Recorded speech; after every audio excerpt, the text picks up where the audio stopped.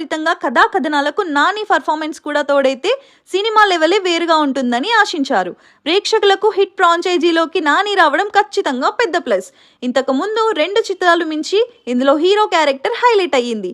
Nani performance గురించి అయితే చెప్పాల్సిన పని లేదు, అదరగొట్టేశాడు. హీరోయిజానికి డోకా లేదు, ఎలివేషన్స్ పేలిపోయాయి.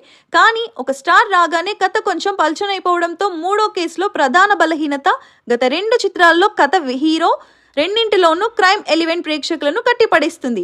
కథలో ట్విస్ట్లు ప్రేక్షకులను ఉత్కంఠంతో ఊపేస్తాయి. కానీ ఈసారి క్రైమ్ ఎలిమెంట్, ఇన్వెస్టిగేషన్ సాగే తీరు అనుకున్నంత ఉత్కంఠభరితంగా అనిపించవు.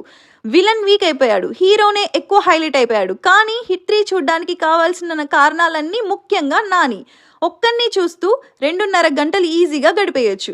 ఇంతకు ముందెన్నడూ చూడని హై లెవెల్ హీరోయిజంతో నాని చెలరేగిపోయాడు హిట్ 3లో. ఒక రకంగా చెప్పాలంటే హిట్ 3కి బలము నానినే, బలహీనత నానినే. కథ